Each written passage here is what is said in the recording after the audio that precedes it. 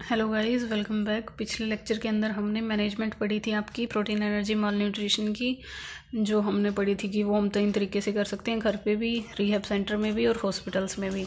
आज का हमारा जो टॉपिक है वो है आपका कॉम्प्लिकेशन से related, complication of protein energy mall nutrition. ठीक है, ये आपकी 2 तरीके से हो सकती है, एक्यूट कॉम्प्लिकेशंस और क्रोनिक कॉम्प्लिकेशन। ठीक है, एक्यूट जो शॉर्ट टर्म के लिए होती हैं और क्रोनिक जो लॉन्ग टर्म के लिए कॉम्प्लिकेशंस हो सकती हैं।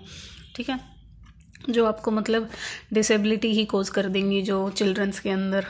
ठीक है, तो एक्यूट कॉम्प्लिकेशन आपकी 2 तरीके की होती हैं, सिस्टमिक और लोकल। सिस्टमिक आपकी जो ब्लड में फैल जाए आपकी ऐसी, और लोकल जो आपकी एक स्पेसिफिक एरिया के ऊपर। ठीक है, तो इसके अंदर जो आपकी एक्यूट कॉम्प्लिकेशन है उनमें आती हैं जैसे इन्फेक्शन हो गए। इन्फेक्शन आपके लोकल एरिया पे भी हो सकते हैं, सिस्टमिक भी हो सकते हैं। ब्लड इन्फेक्शन हो गया या फिर आपका स्किन इन्फेक्शन हो गया, कहीं पे भी आपको इन्फेक्शन देखने को मिल सकता है। प्रोटीन एनर्जी माल न्यूट्रिशन की कॉम्प्लिकेशन है ये। सीवियर डिहाइड्रेशन आपको बेबी के अंदर देखने को मिल सकता है, बेबी शॉक की कंडीशन में भी जा सकता है। डिस इलेक्ट्रोलाइट ईमिया भी हो सकता है, यानी इलेक्ट्रोलाइट का जो है वो इम्बैलेंस हो सकते हैं। इलेक्ट्रोलाइट किसी की कमी, किसी की एक्सेस, ऐसा आपको देखने को मिलेगा। नेक्स्ट है आपका हाइपोग्लाइसीमिया। हाइपोग्लाइसीमिया क्या है? हाइपोग्लाइसीमिया का मतलब क्या है? ग्लूकोज की कमी हो जाएगी। ठीक है, क्योंकि आप कुछ खा पी नहीं रहे हो, एनर्जी नहीं है, प्रोटीन नहीं है, तो उसकी वजह से क्या हो सकता है? ग्लूकोज की कमी हो सकती है। हाइपोथर्मिया देखने को मिल सकता है। ठीक है, और एक है सडन इन्फेंट डेथ सिंड्रोम, ये भी आपको देखने को मिल सकता है, sudden infant death syndrome. Infant का मतलब क्या है आपका? 1 साल तक के बच्चे। ठीक है, उनकी डेथ भी आपको देखने को मिल सकती है प्रोटीन एनर्जी माल न्यूट्रिशन की वजह से। इन्फेंट कौन से किस उसके अंदर इफेक्ट हो रहे थे आपके? क्वाशियोर तो आपकी किस में हो रही थी?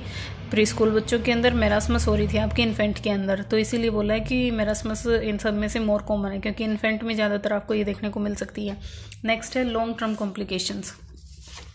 लॉन्ग टर्म जो कॉम्प्लिकेशंस हैं वो हैं ग्रोथ रिटार्डेशन, आपको देखने को मिलेगी इसके अंदर। ठीक है, बेबीज़ हैं वो आपकी, उनकी ग्रोथ पूरी तरह से रुक जाएगी, मेंटली भी, फिजिकली भी। ठीक है, तो मेंटल सबनॉर्मेलिटीज़, यानी मेंटली भी वो क्या होंगे, आपको नॉर्मल नहीं देखने को मिलेंगे।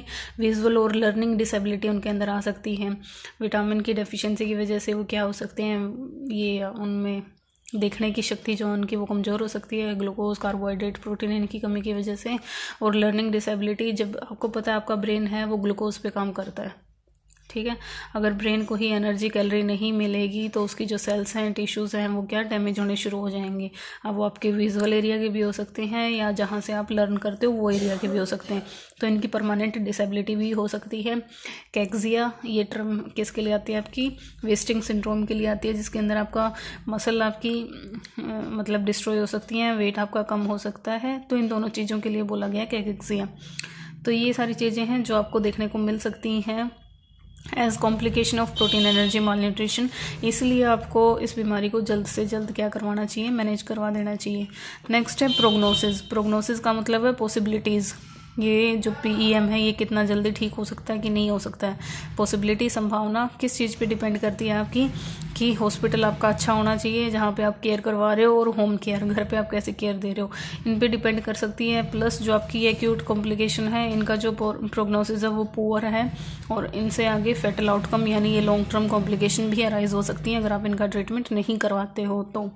ठीक है, नेक्स्ट जो चीज़ है हम डिस्कस करेंगे वो नर्सिंग रिस्पॉन्सिबिलिटीज़, क्योंकि हम पीडियाट्रिक नर्सिंग पढ़ रहे हैं, तो नर्सिंग रिस्पॉन्सिबिलिटीज़ क्या हैं मैनेज करने के लिए आपके, इसके लिए फॉर मैनेजमेंट ऑफ PPM। ठीक है, PEM मैनेज करने के लिए आपकी क्या रिस्पॉन्सिबिलिटी बनती है एज अ नर्स? आपने पूरा प्रोटीन एनर्जी माल न्यूट्रिशन पढ़ लिया है, इसके बाद आपकी क्या, सबसे पहले तो आपको क्या करना है? असेस करना है। ठीक है, असेसमेंट किसकी करनी है? न्यूट्रिशनल स्टेटस की। न्यूट्रिशनल स्टेटस भी किसका? बच्चों का। वो आप कैसे करोगे? हिस्ट्री लेके आप as a community health nurse क्या करोगे? घर घर जाओगे, आप उनकी हिस्ट्री लोगे, या फिर आपके पास जो बच्चा आता है आप उसकी भी क्या करोगे? डाइटरी हिस्ट्री लोगे, ब्रेस्ट फीडिंग की हिस्ट्री लोगे। ठीक है, वीनिंग कब शुरू हुई थी, फूड हैबिट्स क्या हैं, डाइट कैसे गेन कर रहा है बच्चा। ठीक है, तो पूरी आपने क्या करनी है? हिस्ट्री लेनी है, सोशियो इकोनॉमिक स्टेटस पता करना है, कोई बीमारी तो नहीं है, वो चीज़ों का आपने पता करना है। ठीक है, और क्या चीज़ें पता करनी है आपने? फिजिकल एग्जामिनेशन करना है बेबी का। ठीक है, हेड टू टो अगर आप वो करोगे, एंथ्रोपोमेट्रिक असेसमेंट करनी है, तो ये सब आता है आपका असेसमेंट में। ठीक है, जो हमने पहले भी असेसमेंट पढ़ी थी उसके अंदर। असेसमेंट के बाद आप क्या करोगे, डायग्नोज बनाओगे। ठीक है, असेसमेंट के बाद आप क्या करोगे, डायग्नोज बनाओगे। डायग्नोज कैसे बनाओगे आप, जो भी आपको असेसमेंट के अंदर चीज़ देखने को मिलती हैं कि हाइट नहीं बढ़ रही है, वेट नहीं बढ़ रहा है, या कोई इन्फेक्शन आपको देखने को मिल रहा है, तो इन चीज़ों से रिलेटेड आप क्या बनाओगे, डायग्नोज बनाओगे। या फिर आप डायग्नोज बना सकते हो लैब की इन्वेस्टिगेशन जो आई है।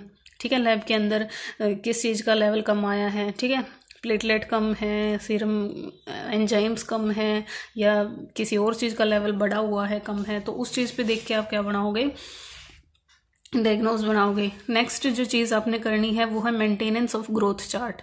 ठीक है, ग्रोथ चार्ट, क्योंकि हमें पता है हमारे पास जो भी बच्चे आते हैं रेगुलर हेल्थ चेकअप के लिए, हमने उनका क्या करना होता है, ग्रोथ चार्ट मेंटेन करना होता है। तो वो हम घर पे, क्लिनिक और हेल्थ सेंटर, ठीक है, ये हर जगह हम क्या करते हैं, ग्रोथ चार्ट को मेंटेन करते हैं, ताकि जब भी हम कोई बच्चा हमारे पास आए तो हम उसकी अर्ली डिटेक्शन कर सकें कि ग्रोथ उसकी क्या हो रही है, मेंटेन हो रही है या फेल हो रही है। तो maintenance of growth chart is must necessary, और ये आपकी रिस्पॉन्सिबिलिटी है एज अ नर्स। उसके बाद आपने करना है, पार्टिसिपेट करना है हॉस्पिटल मैनेजमेंट के अंदर। ठीक है, हॉस्पिटल जो भी बच्चों को ठीक करने के लिए, उनके अंदर न्यूट्रिशन की डेफिशिएंसीज को ठीक करने के लिए जो भी तरीके अपना रहा है, तो उसके अंदर आप क्या करोगे, पार्टिसिपेट करोगे। तो participation is your responsibility in the hospital management. ठीक है, कॉम्प्लिकेशन से भी अगर आप बच्चों को बचा रहे हो तो उसके अंदर भी आपकी क्या इन्वॉल्वमेंट जरूरी है। नेक्स्ट है आपका इम्प्लीमेंटेशन। इम्प्लीमेंट करोगे न्यूट्रिशनल रिहेबिलिटेशन एक्टिविटीज़ को। ठीक है, न्यूट्रिशन रिहेबिलिटेटिव एक्टिविटी के अंदर आपका क्या क्या आता है, डाइट के बारे में आप हेल्थ एजुकेट करोगे। ठीक है, पेरेंट्स को अवेयर करोगे, और आप किस किस तरह की डाइट देनी चाहिए बच्चे में, और किस न्यूट्रिशन की वजह से क्या डेफिशिएंसी हो सकती है, डिजीज़ के बारे में भी अवेयर करवाओगे, और एनकरेज करोगे पेशेंट को। ठीक है, इम्प्लीमेंट आ गया आपका। 6th है एनकरेज। किसको करोगे आप एनकरेज, पेरेंट्स को करोगे, ताकि वो घर पे केयर प्रोवाइड करें। ठीक है, एनकरेज करोगे किसको, पेरेंट्स को, घर होम केयर के लिए, और फॉलोइंग रेगुलर इंटरवल के लिए फॉलोअप करवाना है उनको बार बार। जो भी आपकी आंगनवाड़ी है या फिर आपका सब सेंटर है वहाँ पे जाएं और वो फॉलोअप चेकअप करवाएं। उसके बाद है आपका एजुकेशन, हेल्थ एजुकेशन प्रोवाइड करनी है किसके रिगार्डिंग, जो डिजीज़ हो सकती हैं उनके रिगार्डिंग, और न्यूट्रिशन के रिगार्डिंग आपने मतलब हेल्थ एजुकेशन देनी है। Personal hygiene, food hygiene, breast feeding, weaning, balance diet, इन सब चीज़ों के बारे में आपने क्या बताना है, हेल्थ एजुकेशन प्रोवाइड करनी है। ठीक है, फूड हैबिट्स या जो भी फीडिंग प्रैक्टिस हैं, ठीक है, हैंड वॉश हो गया आपका, ये सारी चीज़ें, कैसा बच्चे को खाना देना चाहिए। ठीक है, ये सारी चीज़ें आपने क्या करनी है, वहाँ पे हेल्थ एजुकेशन प्रोवाइड करनी है इनकी। नेक्स्ट जो पॉइंट आता है आपका, एज ए नर्स आपकी क्या रिस्पॉन्सिबिलिटी होगी इसके अंदर, वो है प्रमोटिंग द प्रिवेंटिव मेजर्स।